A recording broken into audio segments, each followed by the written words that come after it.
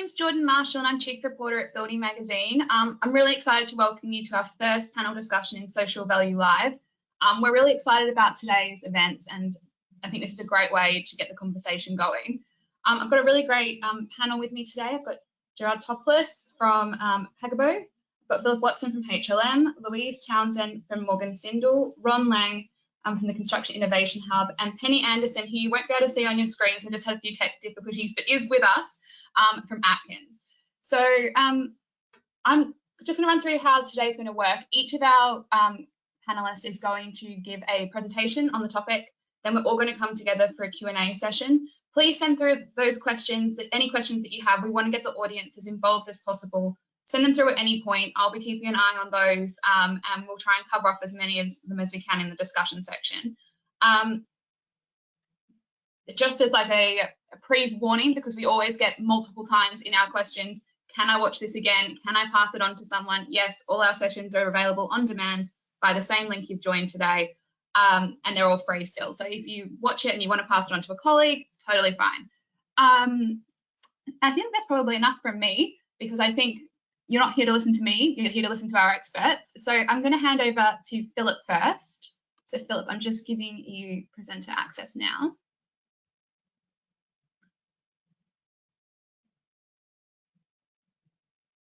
Perfect. I'll leave it with you. I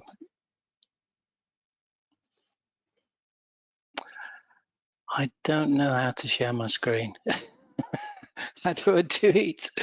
Jordan, help. It is shared. It is shared. Yeah. Right. So then how do I get to my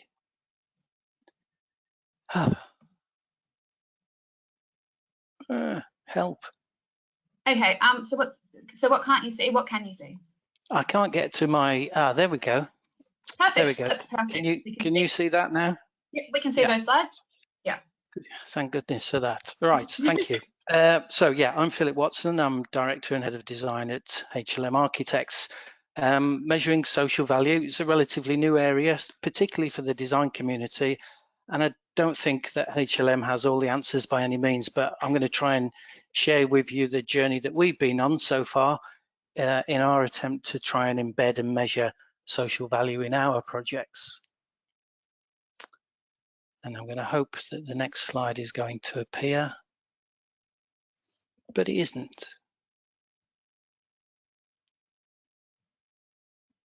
It might just be a slight lag. If you just wait a second, it might flow through.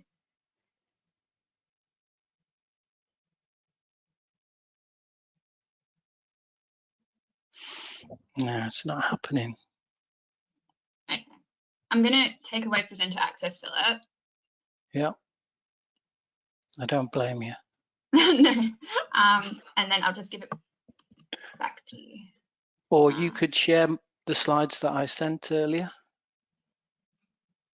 Yes, I can. Why don't we actually, just so I can get those up and ready, I'm just going to change the order slightly, if that's okay. Ron, are you okay if we go with you first, just because I have your slides ready to go? Yeah, that's absolutely fine. Brilliant. Okay. Let me just get that ready for you.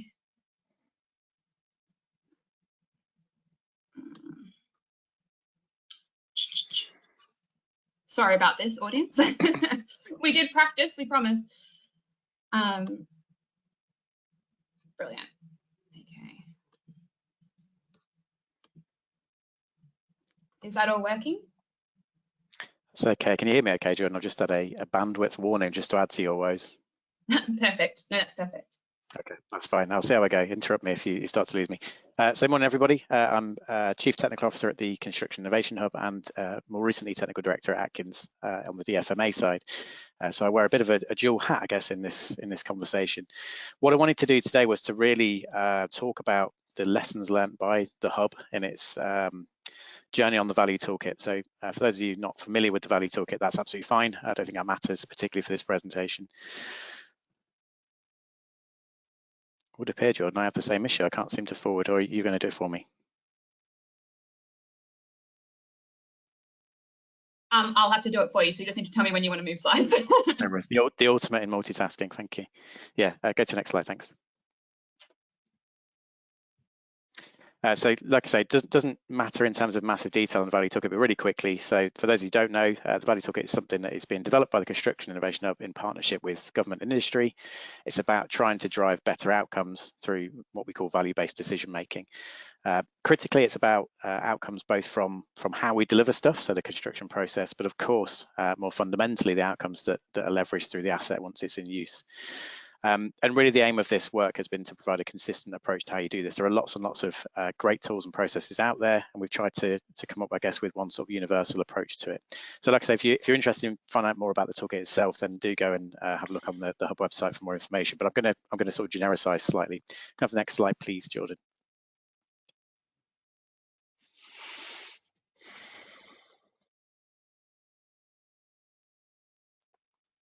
Thanks. So firstly, why do I think this kind of value-based decision-making area has increased in, I guess, prominence? Very importantly, well, from a client perspective, I think clients are obviously operating in an increasingly complex environment.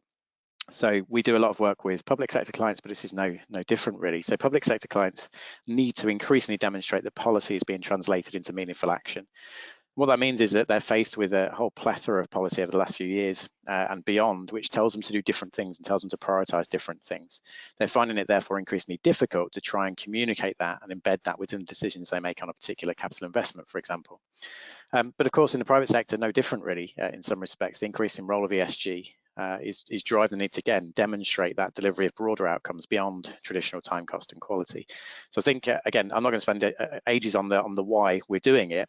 If you go to the next slide, Jordan, I want to, I suppose, briefly talk about the outline process. So again, there's a lot more to the value toolkit, but what I wanted to do was take the central spine of what it tries to do and explain where the difficulties have been as we've approached the testing of it. So in really quick order, it goes from identifying strategic value drivers, understanding what clients are committed to and what value means to them and the stakeholders they represent. It takes them through a process of developing outcome statements so they can translate those value drivers into the specific context of a project or a program. It then attempts to prioritize and rationalize those value drivers. That's what we call the value profile, so that gives you a clear articulation of what's important to a client. As we move then into measurement though, we need to assign appropriate metrics for those values. We need to set performance ranges and targets to understand what good looks like and what range of performance is acceptable. We then need to use that to compare options. So this is about optimization of value throughout the design and delivery process. And of course, we ultimately need to make sure we got what we asked for. So if you give me the next slide, Jordan, what I'm going to do is very briefly just touch on some of the key challenges with each of those steps. So with strategic value drivers, this is increasingly difficult, I think, as the sort of environment becomes more complicated, but clients are finding it very difficult to identify what they have committed to or are being committed to by others. Often we find that clients don't have an explicit statement of their organizational values, and that's something I think the industry can help them with. More fundamentally though, there's often a tension between those value drivers at policy level and regional level, and that's difficult to reconcile sometimes. So for example, a national push towards things like offsite construction won't always be appropriate in every local area. And then national clients don't always have sight of the way that value changes across the UK. So setting national organisational value objectives don't always be appropriate in every area that they build or operate. Next slide, please. When we talk about outcome statements, this is trying to get clients to think and not preempt the solutions. So the most common example of this I find, following on from the last example, is clients say that we have a value associated with increasing the level of offsite manufacture. Now, that's preempting the solution. What we need to do is to ask the sort of 5 whys question as to why is it that you're trying to leverage that? Is it because you want increased productivity, you want a stable workforce, you want high quality, whatever it is? We need to make sure that we're asking for the outcome, not for the solution. The transition to whole life value is quite challenging. So different teams are often represented at different points in the process of delivering a project. But of course, the two are intrinsically linked. So whether we're talking about delivery or operation, we need to understand what the links are between what we deliver and how it will operate ultimately. I've said this many times, having the right people in the room is probably the most important thing of all. And having people that represent all those different areas of value at once in a room is both challenging, but also extremely enlightening for many. And time spent at that front end refining those outcome statements is really critical to the rest of the process. Next slide, please. So this is sort of, I suppose, mathematically speaking, this is quite difficult. So prioritize and rationalization says, okay, we now understand what's driving the client and their stakeholders. How do we actually, though, prioritize what's most important? And this is something where we've tried a number of different methods. We've come up with a method that works, but in order to do it fully objectively, it's very difficult. So how do you make sure that the people in the room making the decision on what they should prioritize aren't, of course, bent in a particular direction or a particular value or category, for example? And rationalization requires an understanding of how different value drivers and outcomes relate. So we need to make sure we're not conflicting requirements. Often that will be the case, or the same doubly reinforcing requirements. But we need to make sure that when we see this list of things the client wants, we understand how those different things interact. Otherwise, we'll struggle in later stages. Next slide, please. Metric selection. So my biggest bugbear, I guess, is around language. So we still have an issue around language around metrics, measures, KPIs, etc. And I think we really need to get on top of that to help clients to understand what it is we're asking. All these things are slightly different, and they're different for good reason, but they're certainly used interchangeably in my experience. So again, language is everything. And the definition of value is context specific. Again, this is a big point that we shouldn't be trying to enforce a particular view of what value is, and therefore driving a common set of metrics is also quite difficult. So we have a tension between trying to drive benchmarking and industry improvement whilst recognizing that what's important will change from client to client and region to region. Next slide, please. Performance ranges and targets. I would say this is probably the thing that people have struggled with the most. So we don't have as a sector particularly great benchmarking data, and clients therefore struggle to articulate or to be told what good looks like for any particular driver. And insufficient time seems to be spent on this aspect at the front end, which means that design and delivery teams don't really know what's expected of the client. What does good look like? What are my ranges? What are my constraints I should be working within? And that sort of leads to the appointment of the teams that you work with as a client, I guess, making sure you've got expertise across the different areas of value so they can actually start to advise on what good looks like and thereafter. Next slide, please. So we're coming to the end now. This is the point where I guess we've said what is important to us. We've managed to prioritize that. We've managed to even fix some ways of measuring those things. But how do we actually then use that to optimize the design solution, for example? And I think one of the key things for me is about understanding that the design team and delivery team are never solely responsible for any of these outcomes. They must work together, and each team must acknowledge the role they play. So making sure the design team don't do anything that reduces the ability of a delivery team or a contractor, for example, to be able to deliver value is really important. I think there's often a desire to lump responsibility for a particular outcome in one particular camp. I think it is a team effort. And similarly, while the outcome can't often be directly predicted or measured prior to the actual delivery of the asset, we must find ways to ensure we're going in the right direction. So don't wait until the point it's measurable to see if you're doing a good job. Try and understand whether there are any proxies or any indicators of whether you're going in the right place or not. And then hopefully, last but one slide, please, Jordan. So monitoring performance, finally, we need to make sure that we gather all those predictions and those commitments that were made through the process of the project to make sure we actually got what we asked for. This is really important, but it should be about encouraging shared responsibility and shared risk and reward for the eventual outcomes, not about punishment and penalization. Really, it should be about sharing that process together. Next slide, please. And this is just a final thought from me. So for those of you that have read the latest TIP roadmap to 2030, I'm really excited to see us moving in this direction where we recognize that the built environment is an existing system. It's a very complex existing system. And any interventions we make into it, whether that be a new build, a refurb, a knockdown, is always going to just be an alteration to that existing system. So increasingly, these decisions need to be made at that kind of system level. So it was just a really final thought for me to say that I think we're going in the right direction as a sector. But of course, this is becoming increasingly complicated for teams. So I think that's all for me. Thanks, Jordan. Brilliant. Thank you so much, Ron. I think it's a great way to kick things off. So next, I'm going to ask Penny to speak. So Penny, I will start sharing your slides, and you won't be able to see Penny, but she is going to run us through her topic. So I'm just going to pull that up now. Thanks, Jordan. And yeah, apologies, I can't. I'm not on the screen. I'd put my best dress and everything on, and it's all wasted. Yeah. So my name is Penny Anderson. I'm head of social value for Atkins. Recently started there, and prior to that, I worked for BAM Construct in social value for about 13 years. So been in this field for quite a while.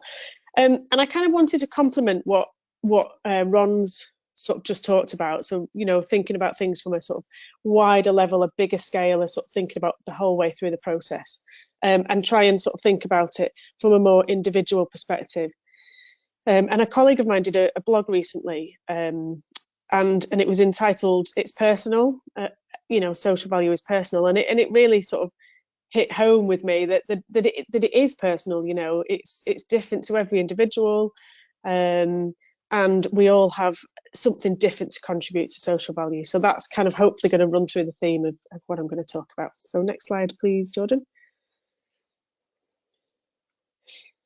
So it's thinking about the kind of things that we can do. So from doing small things, everybody can take part in some small activities like pre-organised STEM activities, or thinking about the materials they use, and the impact that those materials might have on the environment or on health, for example. It's thinking about how people can actually contribute to social value. So what can people bring? Allow people to be creative in what they can bring to the social value party or picnic or whatever metaphor you want to use, and being flexible, allowing people to bring the whole self when it comes to social value. So a lot of people do things outside of work that they don't really bring to work, but actually those things that they're doing outside of work could bring a lot of benefit in terms of social value, both to the business, to the local community, to that individual, because they're being allowed to do something. You see that the organisation they work for is bringing something to what they care about. So kind of understanding that dynamic, and kind of recognising that in this country we have a fantastic attitude to volunteering, and I think we have some of the highest volunteering rates as a nation, because people just automatically do things. They just automatically get involved in volunteering in their communities, and that's something I think we could really harness through understanding what those things are that mean something to the people in our organisations. And yeah, I guess involving everyone. So not just, there's a tendency to think with social value that certain people doing certain jobs can add the most value, which in some ways they can, but actually everybody can bring something. Everyone can bring something. Some people can bring something small, some people can bring something much more strategic, and it's kind of making sure that everyone has an opportunity to bring the piece of the picnic that they can. Next slide, please. Okay, so I guess thinking about what we can bring as Atkins, as a consultancy, it's that the piece that Ron's just described around clients not necessarily understanding what it is that are their drivers. What is it that social value means to them, and how can they kind of really bring something special around social value. So I guess for us as consultants, that's something that we can help them to do. We can help them to develop their business case, and really help them to understand what social value means to them. Similarly for a contractor, it's around working with clients to sort of challenge them sometimes, and challenging them to sort of, what they say is important around social value. Is that really important? Is that the thing that's going to make the biggest difference? And having the confidence to say that. And for a supplier, it's around, bringing what you can, what's relevant to you as a business, or as an organisation to make a difference. So understanding what your drivers are, so what is driving you to think about social value, both internally within your business and within the wider sort of policy, things like policies and other external drivers, understanding your local community, understanding what you want to be famous for. What is it that you have as an organisation, that is, there's something special to you, and that you can really build on and create something from. Define your commitments and understand how you will deliver those. What evidence will you provide? And understand where social value sits amidst other priorities that you have within your business. So they can therefore feed into those other priorities, and those priorities can feed into social value. And when you talk about them, you can talk about them collectively and not just as a standalone, because then they'll start to have much more relevance and much more impact. Next slide, please. So what's I think is really important is people stories. It's quantitative information is massively important when it comes to social value. It really can help to make a big difference for clients when they're making decisions about where to build something, or what to build, or how to build it, or if to build it, for example. But really, before that, there's a really important story around, you know, what is it that you really want to see? What change do you want to see, and how can you explain that change through people's stories? You know, at the end of the day, we're all people, and we relate to people, and we want to know what the stories are behind a statistic or a headline. So that getting to explain that qualitative information, and really delving deep into that information is really important. And understanding how the activity you do adds value. You know, what's changed for somebody. Have you worked with somebody who's come from you know, a place where they were a long way from the labour market and they've got into work, or have you worked from somebody who was nearly ready to get into work and you've got them into work? And then you can tell that story. You can add that complexity of understanding to that story, and you can really sort of bring that to life for people. Next slide, please.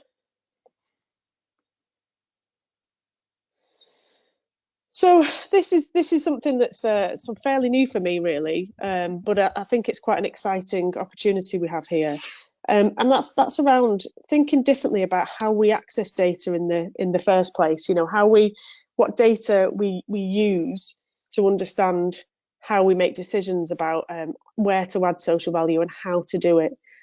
So understanding, you know, what data is available, and understanding how we can layer that data to really build a picture of what a community feels like to be part of. And if we can do that, we can start to sort of make much more informed decisions, and we can start to challenge as well. So we can challenge the people we work with, the stakeholders, our clients, etc., each other, you know, about actually we should really target this activity because this is what we see in this area, rather than just doing a blanket approach that's sort of similar across regions. So, for example, thinking about apprenticeships, you know, it's very, very common to have apprenticeships as a target, and it absolutely should be. You know, I think getting people into apprenticeships is a fantastic thing. However, if we're working in a community where there's a low educational attainment, then having apprenticeships as a target in that community could actually make access to those kind of opportunities even less than they were in the first place. Because if people are coming out of school without the right qualifications to get into an apprenticeship, then we're not giving them opportunities. We're not providing greater social mobility or levelling up.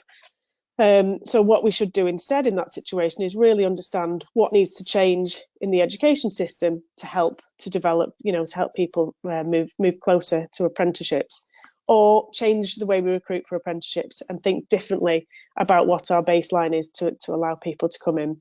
You know, so understanding that information helps us to sort of think differently about how we make decisions. And then last slide, please, Jordan. So I guess just to summarise, it is personal. You know, social value means something different to everybody, and everybody has something unique to bring. And if we can really tap into that and really sort of make the most of every individual's difference, then we can make a big difference.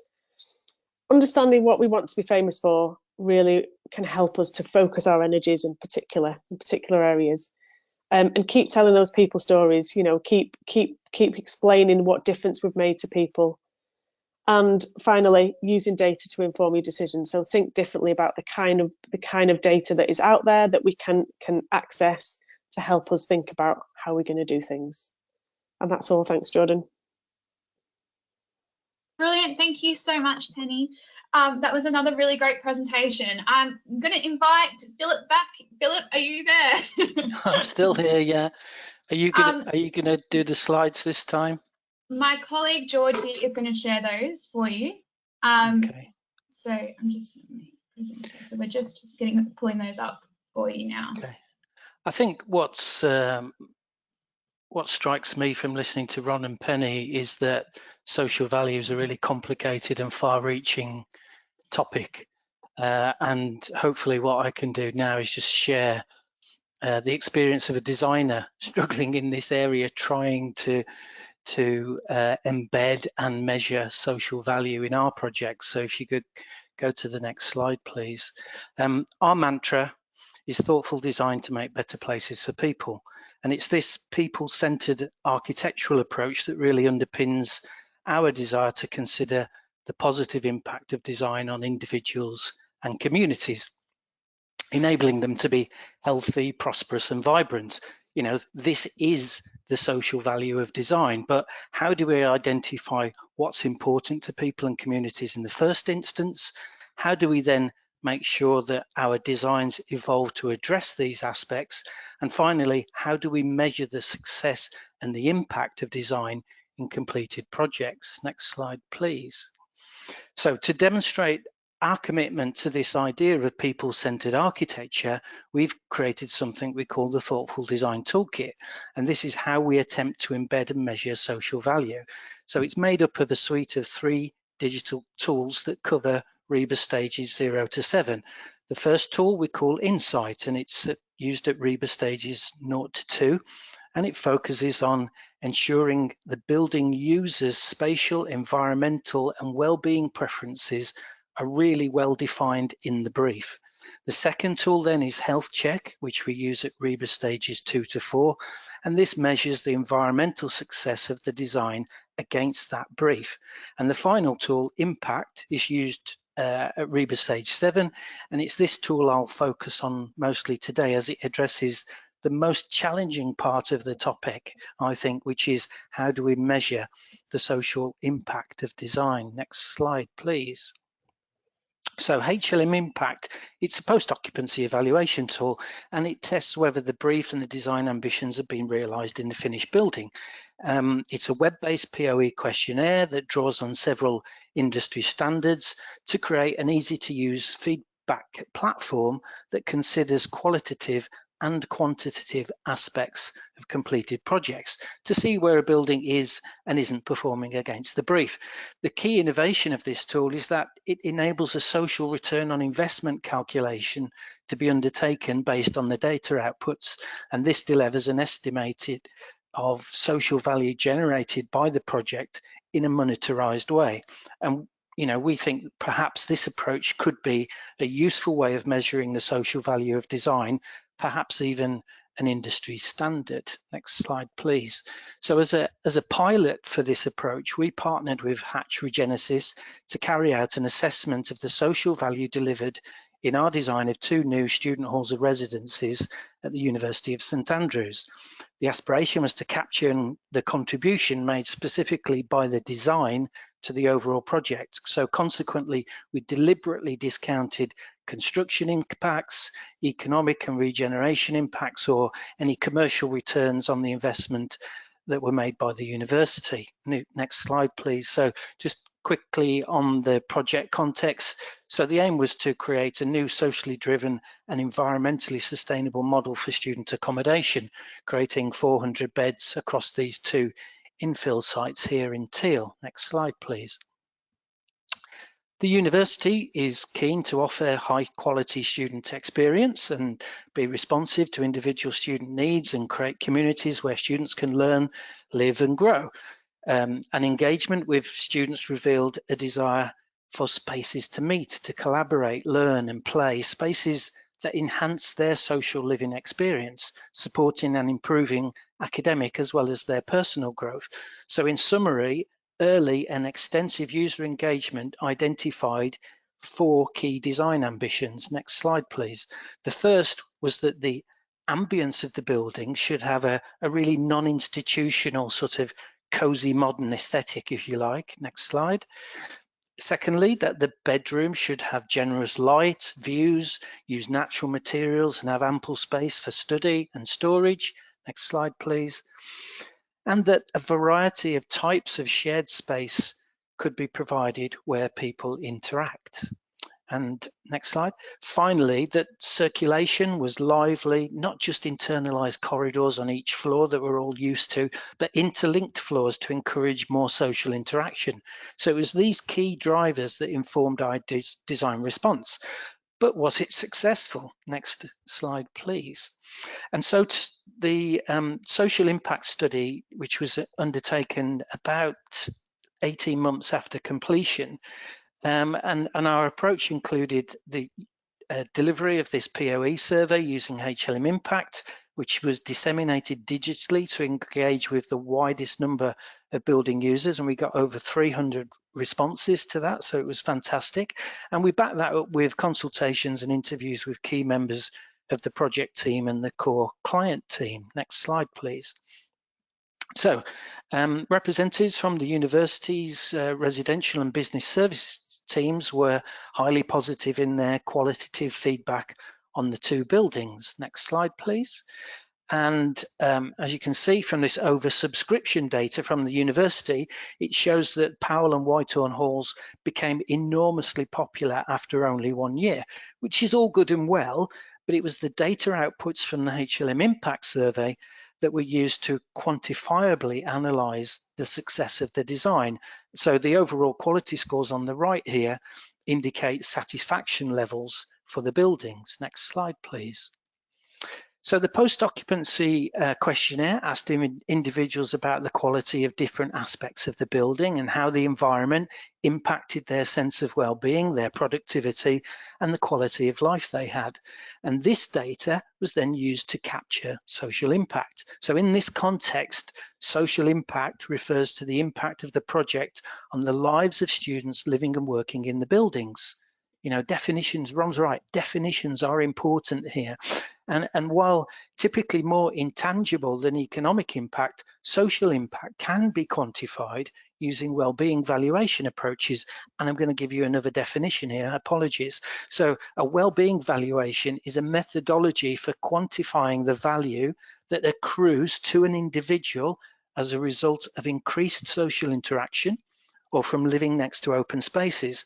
These things are really important, but they're not commonly expressed or measured in monetary values. So the approach we adopted uses the Housing Association Charitable Trust community investment values from the Social Value Bank to help determine well-being values for the outcomes of the project. Thank you. Next slide. So how did this methodology work? Next slide, please. Thank you.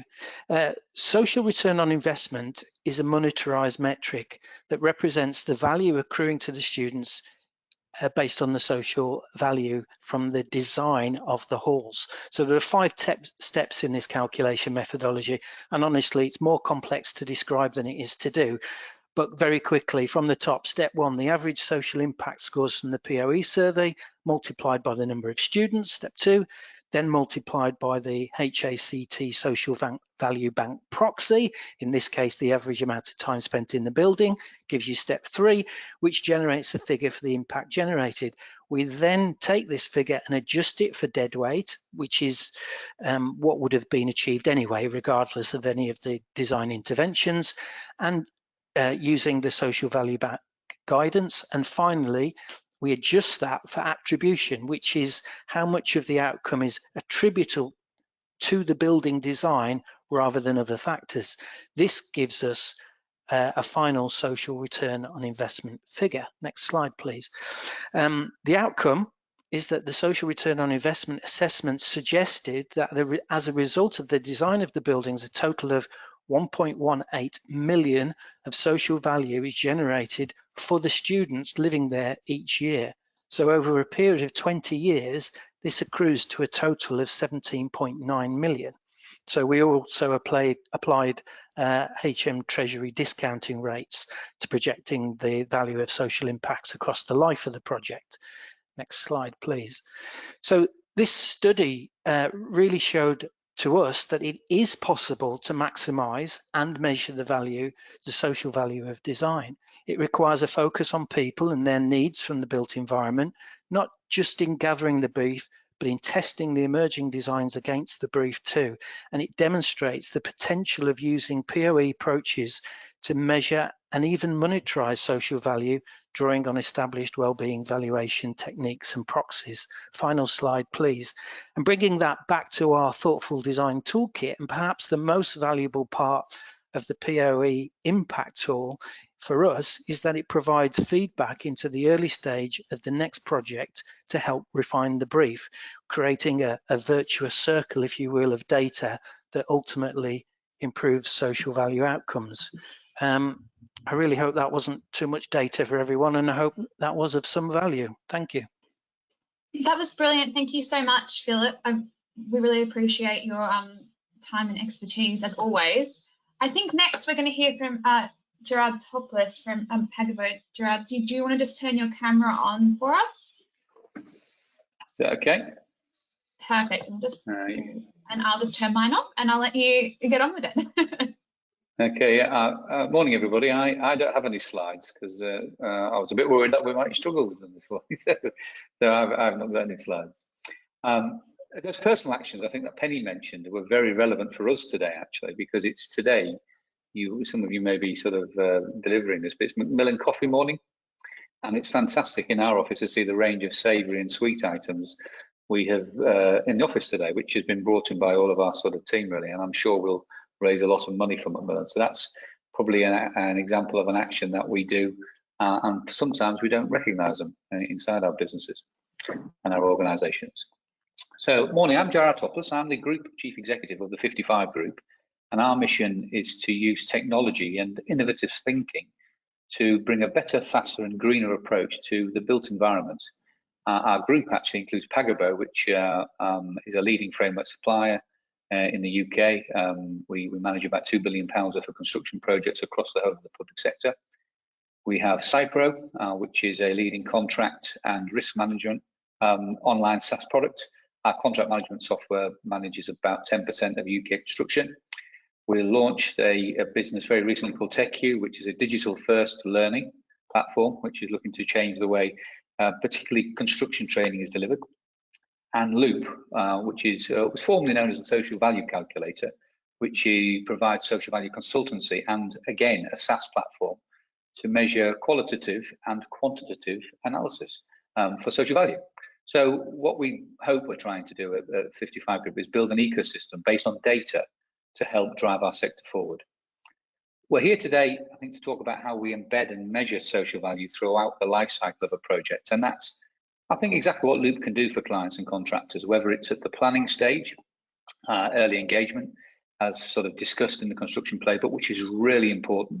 Those OBCs, those strategic business cases, those full business cases, if you plan at the beginning and take it all the way through, you're going to have a much better outcome because everybody's going to be part and parcel of your social value journey.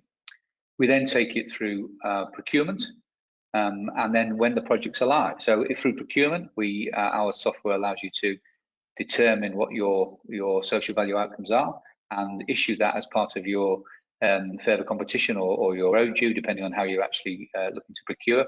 And then when the projects are live, we're able to actually measure and actually put in the actuals that you've achieved, whether you're doing it as a client or whether your contractor or their supply chain is doing that. So we call these stages in our software forecasting, in-flight, and then evaluation. Evaluation being the final piece where you actually sort of assess what you've done and what you've actually achieved. We link clients with contractors and their supply chains now to produce quite a collaborative approach, and we sort of see our software doing the heavy lifting for our clients and our contractors, so they can actually focus on the heavy thinking, which is really the real important bit: what you're going to do, why you're going to do it, etc. Our methodology is based on 4 pillars: social return on investment, which Philip has covered, environment, local impact, and lasting legacy, which is particularly pertinent to today. I won't go into these in a lot of detail. The environmental module is obviously an area we're developing now because of the focus post-pandemic on net zero, and I think will be very pertinent over the next few weeks here with COP26. But the lasting, we call it lasting legacy. We have an operational asset lifecycle feature, which what it allows you to do is measure the social value that is delivered over the life of the asset, and allows you to measure it on an ongoing basis over 5, 10, 25 years and beyond. And we think this is a first in social value analysis. All of our values, because it's important to understand how the values work, are based on proxies, which are taken from ONS data, Green Book and Majesty's Treasury data sets, as well as our research proxies. We have economists who work for us who help sort of develop sort of proxies, and we've done that specifically for our own software, but also for some clients as well. To calculate a value, if you're looking at a quantitative value, Philip sort of gave you an insight into that, but the proxies is multiplied by what we call impact metrics, which are recognised approaches for deadweight, displacement, etc., and attribution. And then we also, where relevant, we apply key employment data, which is taken from the indices of multiple deprivation, which are really geographic weightings.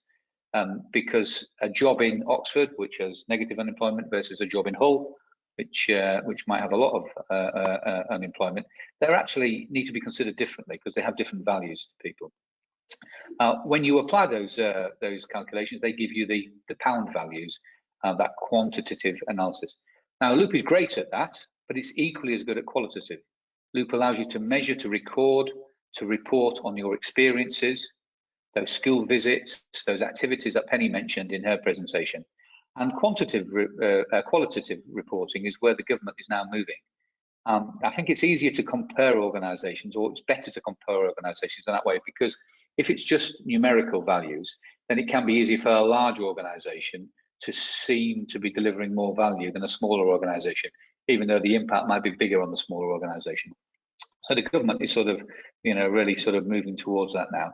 And in Scotland, for example, it's pretty much promoted there, and they call it community benefit, where numbers, quantitative analysis isn't actually allowed in part of the analysis. So finally, some customers, some projects. We work with a number of leading contractors, Vinci and ISG, people like that, and also Kier, consultancy, F&G and Atkins, recycling specialists, Suez. We've done a particular piece of work with Suez. We developed 33 bespoke KPIs for them.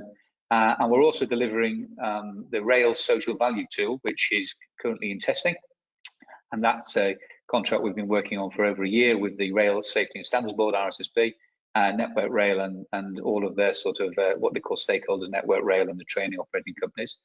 And that's delivering a bespoke social value tool to measure social value in the rail sector.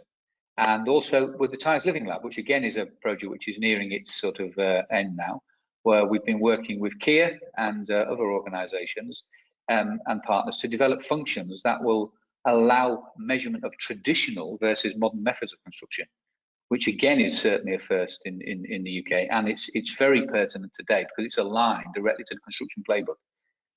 Ron mentioned we do suffer from a lack of data in this sector, and I think the work we're doing with Tyres, the rail sector, will hopefully deliver much better data to help us all on this journey.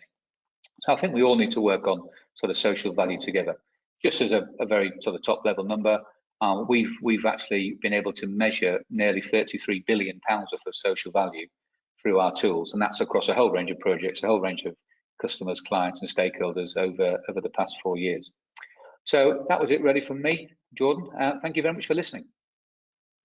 Brilliant. Thank you so much. Another insightful presentation. So glad we've got so many experts on the call today. Really great. Last but not least, Louise, are you there? I am. Brilliant. I'll hand over to you and let you kick things off. Just a reminder to our audience, plenty of you already are, but feel free to send through questions at any point. And after Louise, we'll get into that discussion. So okay. Louise, over to you. Thanks very much, Jordan. I just wish actually that somebody, one of these software developers, platform developers, would create an Instagram type of thing where you can get some feedback from the audience as you're talking. It's really strange talking about such a human subject as social value and not getting any feeling from the room. Anyway, so Jordan asked 3 questions, I think, around how the industry could benefit, how we can integrate social value, and how social value can be measured. So I'm going to spend 5 minutes or so just talking about what social value means to us at Morgan Sindall and how we deliver it. But first of all, I think I want to just talk about sort of the wider environment. There's a lot that is happening in the sector at the moment around the government construction playbook, the value toolkit that Ron just promoted, and that amazing tool that Philip hadn't told me about before, but I'm really interested in, so I'll pick up with you on that afterwards, Philip. But first, I want to talk about what social value means to Morgan Sindall, and really it's about collaboration. And I don't mean doing something because a piece of paper tells you to do it. I'm talking about actually people working together because they have a common goal, and making the process work so that we can deliver a better outcome for our stakeholders. And before I talk about how Morgan Sindall delivers social value and measures it and reports it, I just wanted to touch on a case study that we've just completed, that Philip and HLM Architects were actually a big supporter and contributor to. And it's a project that was called the Circular Twin. And we decided about 18 months ago that we were going to redesign a building that we completed in 2017 with the express purpose of putting carbon reduction ahead of CapEx. To cut an incredibly long story short, basically what we needed to do was completely disrupt the design and build process. So the very thing that we live and die by as the stakeholders within the industry. And so we tore up that rule book and just decided that actually let's get the people in the room and decide who is best placed to make what decision when to reduce the carbon. And over that 18 months and through that collaboration, we achieved a 67% reduction in whole life carbon and a massive 70% reduction in embodied carbon. So that's why collaboration is so important to the whole social value movement, because you can only do what you can do at the point when you are involved, when you become involved in the project. And typically a tier 1 contractor historically has got involved somewhere between REBA stage 3 and 4, by which time all of the social value is either designed in or out of the asset. And there's very little then that the contractor can do. Anyway, so that's a little case study just to demonstrate that collaboration is key to the delivery of social value. So the Morgan Sindall Social Value Toolkit is comprised of 4 parts really. So we have a social value charter that we sit down with the customer at the beginning of a project and decide what the ambition for the project is in terms of social value outcomes. We all know there's lots and lots and lots of metrics that you could choose to work to, but actually what is relevant and proportionate for the community that you're serving with that asset is going to be different in every case. So that's the purpose of having a social value charter. The other reason for having that charter is then from that point, all of those ambitions are then designed into the delivery of the asset. The next stage for us is we have a social value signposting toolkit that our design management teams use. So it's just something for them to consider when they're developing the design. Do we want to do this or do we want to do this? And what are the social value impacts if we do X rather than Y? The third part of the toolkit is a tool that embeds those social value requirements into our supply chain arrangements. And the reason why we have that is because of 100% of everything that we deliver, actually 90% of it is really delivered by our supply chain. So if we're saying one thing to the customer that we're going to deliver this and we don't tell our supply chain about it, then we're probably setting ourselves up to fail. And then the fourth part is the monitoring and reporting part of the process. And I'm sure everybody in the room, the virtual room, is aware of the social value portal, the social value profit calculator, the social value bank, which again, Philip alluded to. There's a tool called LM3, which was probably the first tool, and there's many ways of doing it. Morgan Sindall elected to go with the social value bank because its valuation methodology suited our purpose possibly better than some of the others, but it's horses for courses, I suppose. I think so. My 12-year journey in creating a social value toolkit for the business was one of challenge and discovery, really. And what we chose to do at Morgan Sindall was look at every function in our operation and decide, in the context of social value delivery, what contribution that function could make to the overall. So through monumental engagement and consultation with many people across the business, I think we probably achieved a sense of ownership by each function. So it's not something that's being done to them. You know, ultimately, basically what we did was we said, this is where we want to get to. You're the QS, you tell us how best to deliver it. And that sense of ownership has really brought to life the contribution that everybody in the business can make.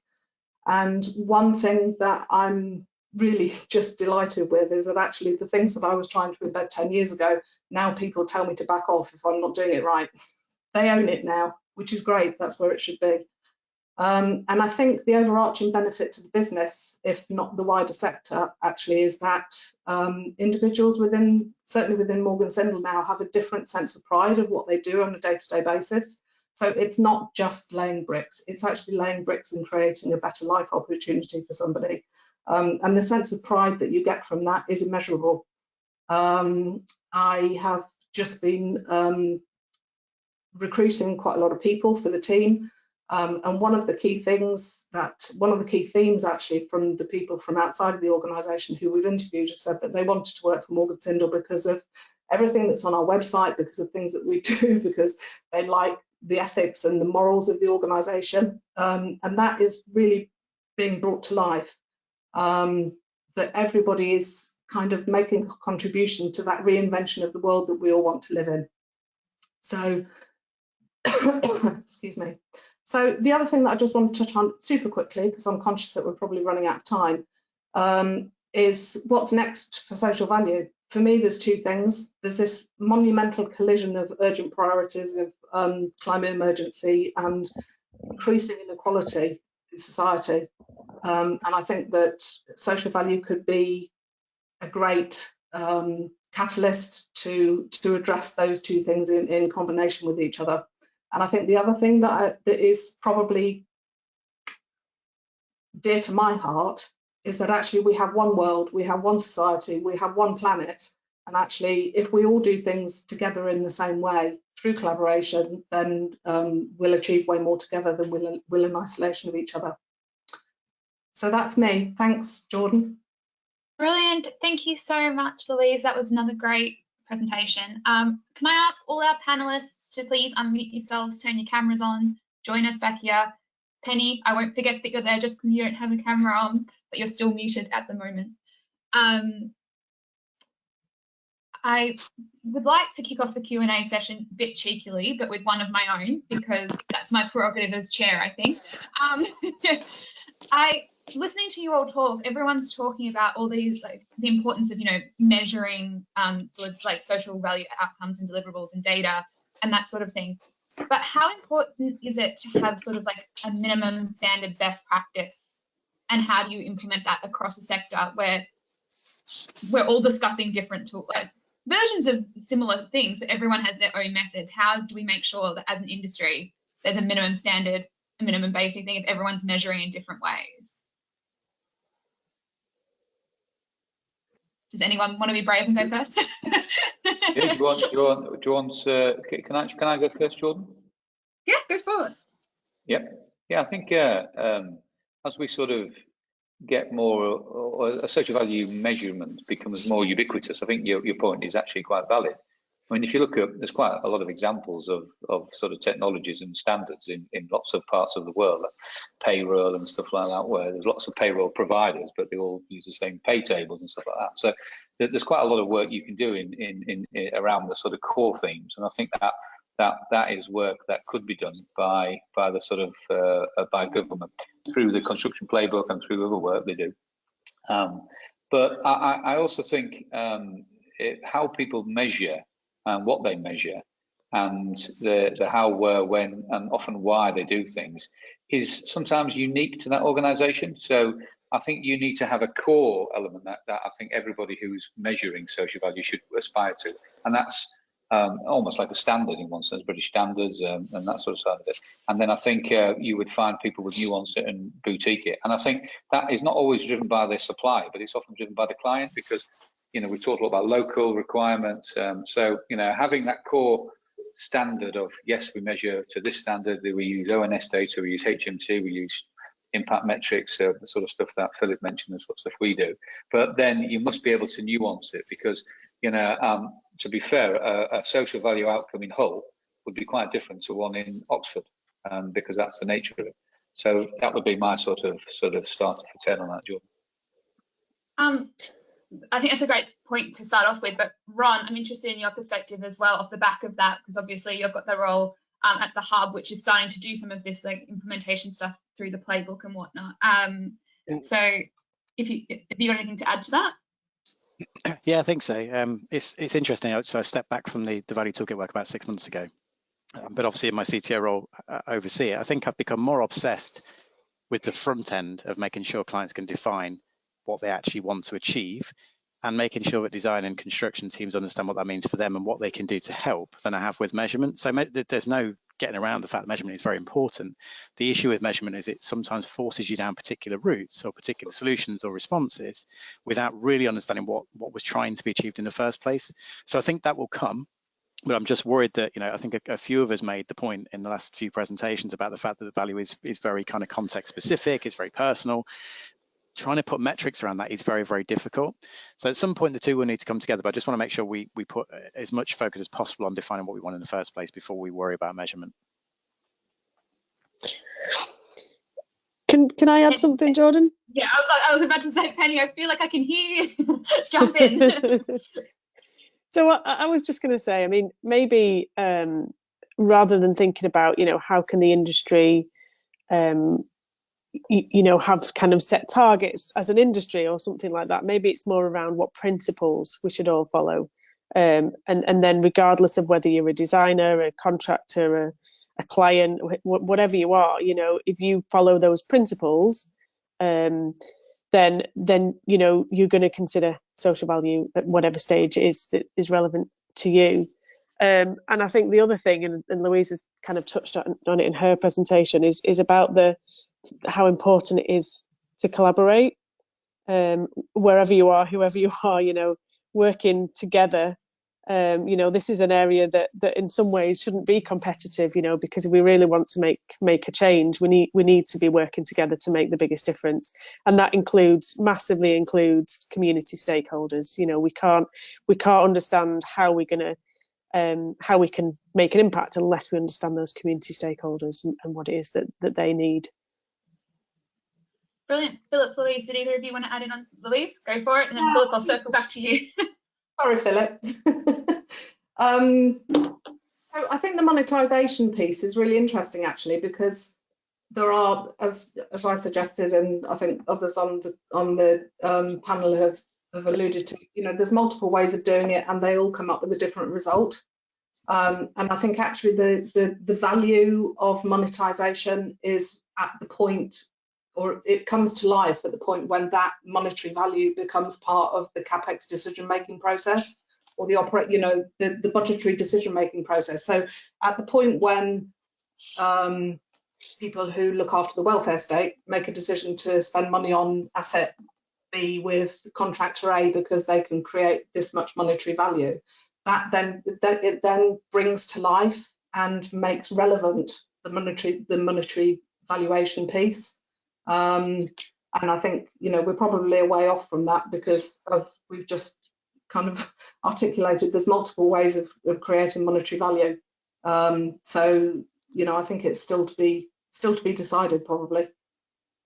Yeah, I agree with everything that everybody said so far. I mean, for me, it would be great if there was this universal measure or approach standard that we could all adhere to and all compare against. That's the panacea.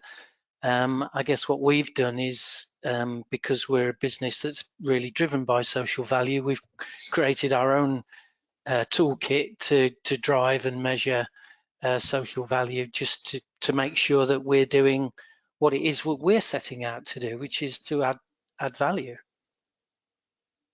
Brilliant. I'm really conscious I've hardly got through any Q&A because I've been so love listening to you all, but I've got one from the audience that I'm just going to try and sneak in, so we might just be signing up a couple of minutes late, sorry.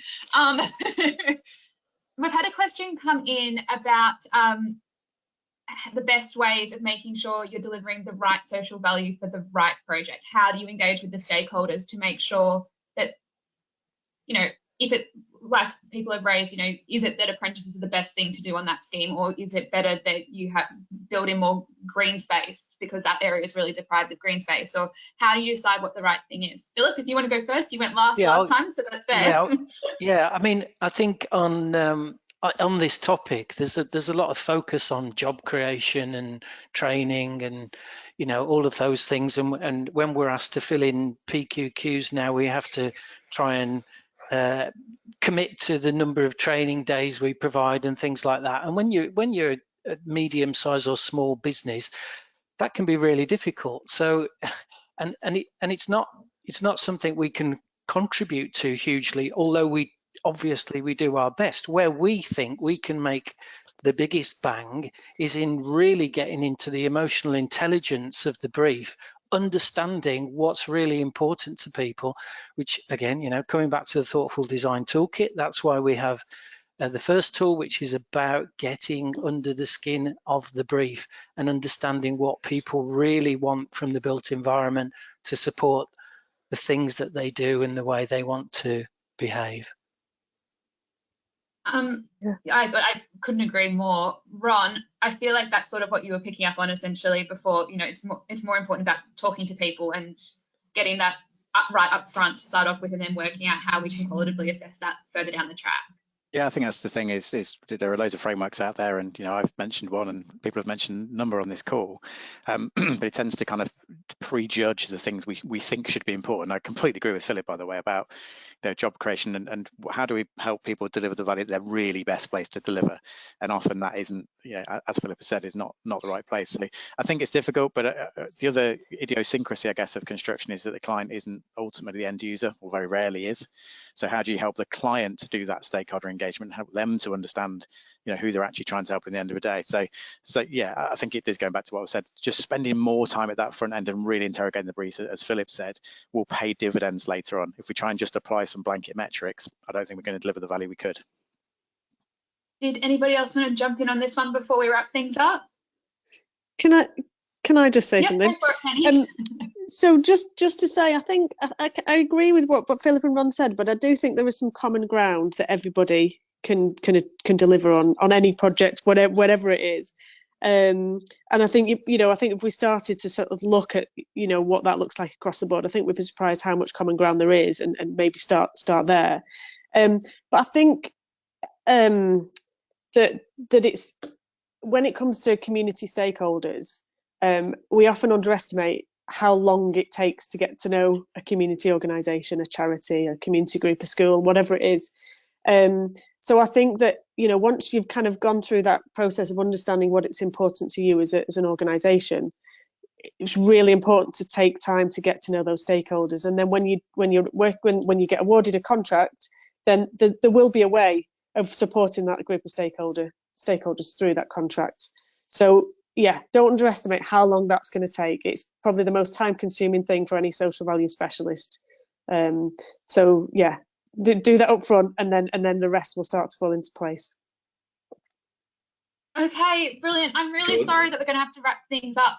Did anyone else want to jump in quickly? Sorry, I didn't mean to cut you off if you did. But I am very conscious that I've already kept you past how long I promised to. So I just want to thank our panelists. It's been a wonderful discussion, and we've had plenty of questions coming in about whether they can watch it again, which yes, you can watch the session. It'll be available via the same link that you've joined today. And just give us about 45 minutes for the thing to process. So you can't watch it back to back, but you can watch it in about 45 minutes time. And thank you so much to our panelists. It's been a great discussion. Thanks to our audience for being so engaged, and also a big thanks to Atkins and Faithful and Gould for making today possible.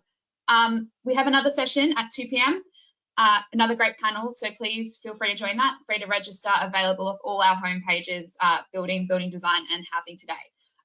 So that's it from me. Another huge thank you to everyone involved this morning, and thanks and goodbye. Thank you. Thank you.